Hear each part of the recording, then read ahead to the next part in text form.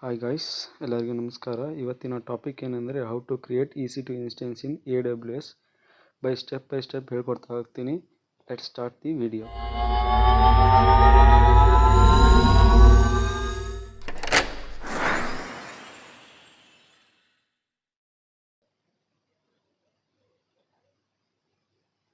First Google ಕ್ರೋಮಿಗೆ ಹೋಗಿ AWS canvas ಅಂತ ಸರ್ಚ್ ಮಾಡಿ, ಆದಮೇಲೆ AWS ಯೂಸರ್ ಅಕೌಂಟ್ನ ಯೂಸ್ ಮಾಡಿಕೊಂಡು ಪಾಸ್ವರ್ಡ್ ಹಾಕಿ ಲಾಗಿನ್ ಆಗಿ. ಫಸ್ಟು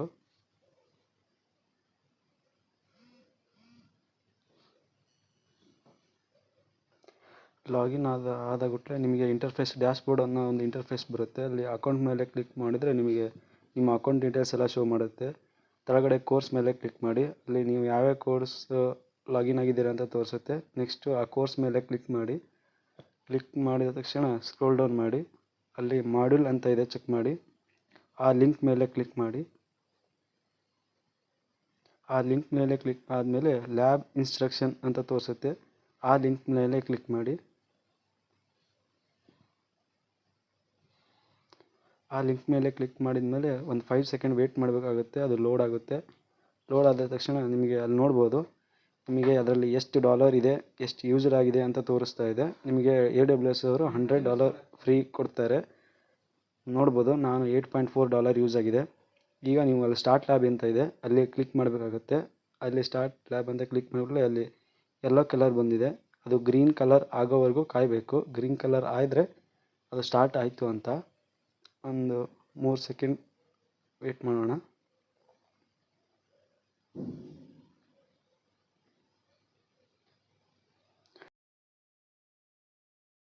ನೋಡಿ ಗೈಸ್, ಈಗ ಅದು ಗ್ರೀನ್ ಕಲರ್ ಆಗಿದೆ. ಈಗ ಆ ಲಿಂಕ್ ಮೇಲೆ ಕ್ಲಿಕ್ ಮಾಡಿ. ಈಗ ಕ್ಲಿಕ್ ಮಾಡಿಬಿಟ್ಲೆ ಲೋಡ್ ಆಗುತ್ತೆ. ನೆಕ್ಸ್ಟು ಇಲ್ಲಿ ಮೇಲೆ 9 ಡಾಟ್ಸ್ ಕಾಣುತ್ತೆ, ಅದ್ರ ಮೇಲೆ ಕ್ಲಿಕ್ ಮಾಡಿ. ಅಥವಾ ಅಲ್ಲಿ ಸರ್ಚ್ ಬಾರ್ ಇದೆ, ಅದ್ರ ಮೇಲೆ ಕ್ಲಿಕ್ ಮಾಡಿ EC2 ಇನ್ಸ್ಟೆನ್ಸ್ ಅಂತ ಸರ್ಚ್ ಮಾಡಿ.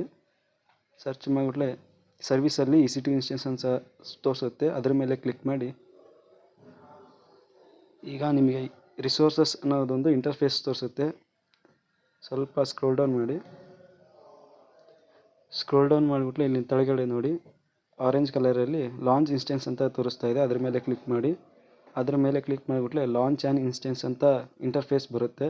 ಈಗ ನೀವು ನಿಮ್ಮ ಇನ್ಸ್ಟೆನ್ಸಿಗೆ ಒಂದು ಹೆಸರು ಕೊಡಬೇಕಾಗುತ್ತೆ. ನಿಮಗೆ ಯಾವ ಇನ್ಸ್ಟೆನ್ಸ್ ಹೆಸರು ಕೊಡಬೇಕು ಅನಿಸುತ್ತೋ ಆ ಇನ್ಸ್ಟೆನ್ಸ್ ಹೆಸರನ್ನು ಕೊಡ್ಬೋದು. ನಾನಿಲ್ಲಿ ವೆಬ್ ಸರ್ವರ್ ಅಂತ ಕೊಡ್ತಾ ಇದ್ದೀನಿ. ಹಾಗೆ ನೀವು ಇಲ್ಲಿ ಅಪ್ಲಿಕೇಶನ್ ಆ್ಯಂಡ್ OS ಇಮೇಜನ್ನು ಸೆಲೆಕ್ಟ್ ಮಾಡಬೇಕಾಗುತ್ತೆ.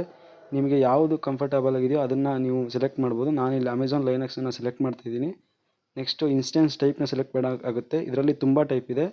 ಫ್ರೀ ಟೈರ್ ಆಗಿರೋದ್ರಿಂದ ನಾನು T2 ಮೈಕ್ರೋ ಅನ್ನು ಯೂಸ್ ಮಾಡ್ತಾಯಿದ್ದೀನಿ. ನೆಕ್ಸ್ಟು ಸ್ಕ್ರೋಲ್ ಡೌನ್ ಮಾಡಿ. ಕೆಳಗಡೆ ಕೀಪೇರ್ ಅಂತ ತೋರಿಸ್ತಾ ಇದೆ.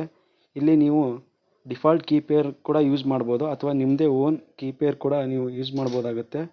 ಇಲ್ಲಿ ಡಿಫಾಲ್ಟ್ ಕೀಪೇರ್ ವಾಕಿ ಅಂತ ಇದೆ, ಅದನ್ನು ಯೂಸ್ ಮಾಡ್ಕೋಬೋದು. ಇಲ್ಲಾಂದರೆ ನಿಮ್ಮದೇ ನಿಮ್ಗೆ ಓನ್ ಕೀಪೇರ್ ಬೇಕಂದರೆ ಇಲ್ಲಿ ಕೀಪೇರ್ ನೇಮ್ ಕೊಟ್ಟು ಕ್ರಿಯೇಟ್ ಕೀಪೇರ್ ಅಂತ ಕೊಟ್ಟರೆ ಇಲ್ಲಿ ಕ್ರಿಯೇಟ್ ಆಗುತ್ತೆ. ಇಲ್ಲಿ ನಾನು ಡಿಫಾಲ್ಟ್ ಕೀಪೇರನ್ನು ಯೂಸ್ ಮಾಡ್ತಾ ಇದ್ದೀನಿ. ನೆಕ್ಸ್ಟು ಸ್ಕ್ರೋಲ್ ಡೌನ್ ಮಾಡಿ, ನೆಟ್ವರ್ಕ್ ಸೆಟ್ಟಿಂಗ್ ಅಂತ ಇದೆ. ಇದರಲ್ಲಿ ಮೇಲೆ ಎಡಿಟ್ ಅಂತ ಇದೆ, ಅದರ ಮೇಲೆ ಕ್ಲಿಕ್ ಮಾಡಿ.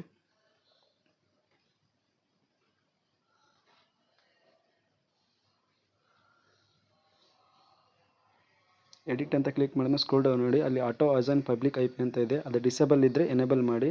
ನೆಕ್ಸ್ಟ್ ಸ್ಕ್ರೋಲ್ ಡೌನ್ ಮಾಡಿ, ಸೆಕ್ಯೂರಿಟಿ ಗ್ರೂಪ್ ನೇಮ್ ಎಲ್ಲ ಡಿಫಾಲ್ಟಾಗಿ ಇಟ್ಬಿಡಿ. ನೆಕ್ಸ್ಟ್ ಇದೆ ಸ್ಕ್ರೋಲ್ ಡೌನ್ ಮಾಡಿ,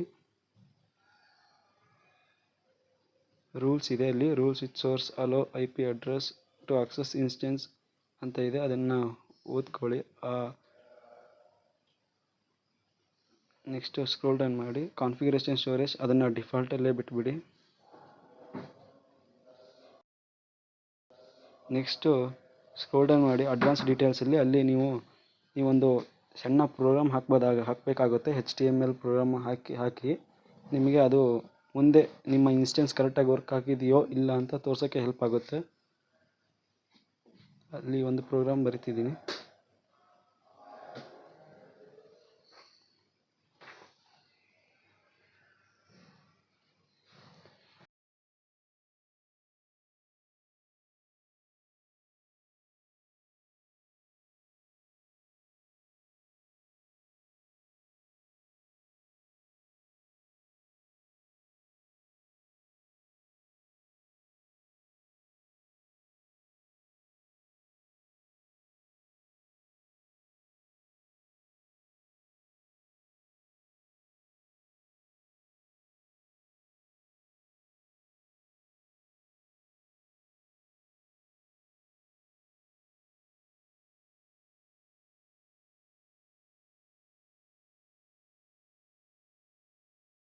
ಆ ಪ್ರೋಗ್ರಾಮ್ ಆದ ಕೂಡಲೇ ಸ್ಕ್ರೋಲ್ ಡೌನ್ ಮಾಡಿ ಕೆಳಗಡೆ ಲಾಂಚ್ ಇನ್ಸ್ಟೆನ್ಸ್ ಅಂತ ಇದೆ, ಅದ್ರ ಮೇಲೆ ಕ್ಲಿಕ್ ಮಾಡಿ.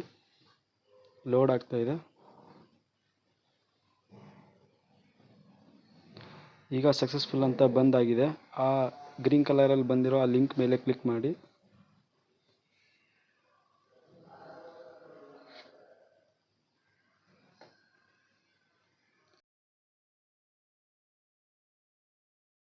ಈಗ ನಿಮಗೆ ಕಾಣ್ತಿರ್ಬೋದು, ನಿಮ್ಮ ಇನ್ಸ್ಟೆನ್ಸ್ ಈಗ ಶೋ ಆಗ್ತಿದೆ. ನೀವು ಕ್ರಿಯೇಟ್ ಮಾಡಿರೋ ವೆಬ್ ಸರ್ವರ್ 1 ಅಂತ ಇನ್ಸ್ಟೆನ್ಸ್ ನಿಮಗೆ ಶೋ ಆಗ್ತಿದೆ. ಅದ್ರ ಮೇಲೆ ಸೆಲೆಕ್ಟ್ ಮಾಡಿ ಕೆಳಗಡೆ ಸ್ಕ್ರೋಲ್ ಮಾಡಿದರೆ ಅದರ ಇನ್ಸ್ಟೆನ್ಸ್ನ ಎಲ್ಲ ಡೀಟೇಲ್ಸ್ ಶೋ ಆಗ್ತಾ ಹೋಗುತ್ತೆ.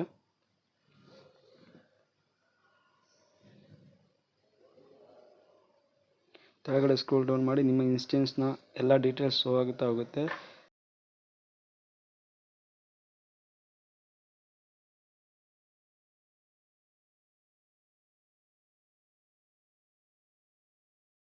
ನೋಡಿ, ಕೀಪೇರಲ್ಲಿದೆ. ನಾವು ಡಿಫಾಲ್ಟ್ ಕೀಪೇರ್ ಸೆಲೆಕ್ಟ್ ಮಾಡಿದ್ದೀವಿ ಯಾಕೆ ಅಂತ ಅದು ಇಲ್ಲಿ ಶೋ ಆಗ್ತಿದೆ.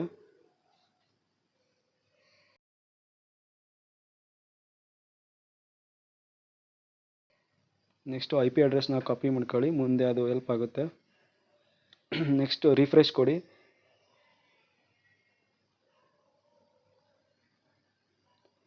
ಈ ರಿಫ್ರೆಶ್ ಕೊಡ್ತಾ ಇರಿ. ಅಲ್ಲಿ ಸ್ಟೇಟಸ್ ಚೆಕ್ ಅಂತ ಇದೆಯಲ್ಲ, ಅದು 2x2 ಚೆಕ್ ಆಗೋವರೆಗೂ ನೀವು ಅದನ್ನ ರಿಫ್ರೆಶ್ ಕೊಡ್ತಾ ಇರಬೇಕಾಗುತ್ತೆ.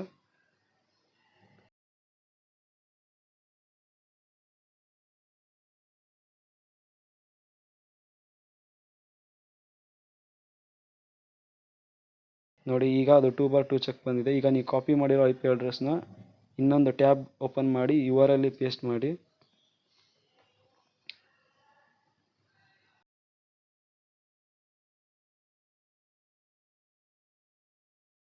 ಈಗ ಅದು ನಿಮಗೆ ರನ್ ಆಗೋದಿಲ್ಲ, ಅದು ಹಾಗಾಗಿ ಬ್ಯಾಕ್ ಬಂದು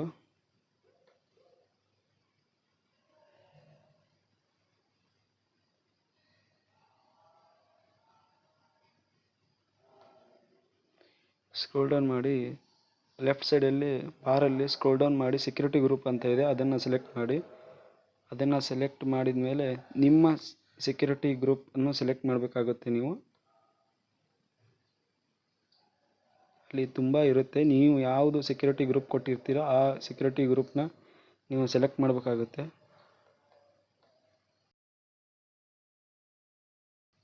ಅದನ್ನು ಸೆಲೆಕ್ಟ್ ಮಾಡಿಬಿಟ್ಲೆ ಕೆಳಗಡೆ ಸ್ಕ್ರೋಲ್ ಡೌನ್ ಮಾಡಿ ಅಲ್ಲಿ ನಿಮ್ಮ ಸೆಕ್ಯೂರಿಟಿ ಗ್ರೂಪನ್ನು ತೋರಿಸುತ್ತೆ.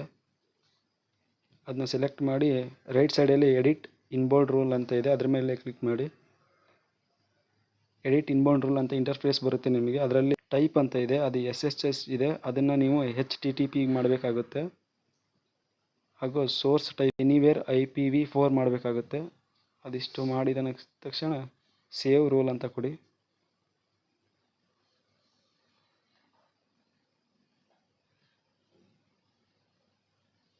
ನೆಕ್ಸ್ಟ್ ನೀವು ಕಾಪಿ ಮಾಡಿದ IP ಅಡ್ರೆಸ್ನ ಮತ್ತೆ ಇನ್ನೊಂದು ಸಲ ಕಾಪಿ ಮಾಡಿ ಪೇಸ್ಟ್ ಮಾಡಿ ರಿಫ್ರೆಶ್ ಕೊಡಿ. ಈಗ ನಿಮಗೆ ಔಟ್ಪುಟ್ ಬರ್ತಾ ಇದೆ, hello welcome to cloud computing ಅಂತ. ಈಗ ನಿಮ್ಮ EC2 ಇನ್ಸ್ಟೆನ್ಸು ಕರೆಕ್ಟಾಗಿ ರನ್ ಆಗ್ತಿದೆ ಅಂತ ನೀವು ಬಂದು ನೋಡ್ಬೋದು ಬೇಕಾದರೆ. ನೆಕ್ಸ್ಟ್ ನೀವು ಏನೇನು ಚೆಕ್ ಮಾಡ್ಬೋದು, ಏನೇನು ಕಾನ್ಫಿಗರೇಷನ್ ಇದೆ ಏನೇನು ಅಂತ. ಇಷ್ಟೇ ಗೈಸ್. ಇಷ್ಟ ಆದಲ್ಲಿ ಪ್ಲೀಸ್ ಲೈಕ್ ಮತ್ತು ಶೇರ್ ಮಾಡಿ, ಸಬ್ಸ್ಕ್ರೈಬ್ ಮಾಡಿ ನಮ್ಮ ಚಾನಲ್ನ.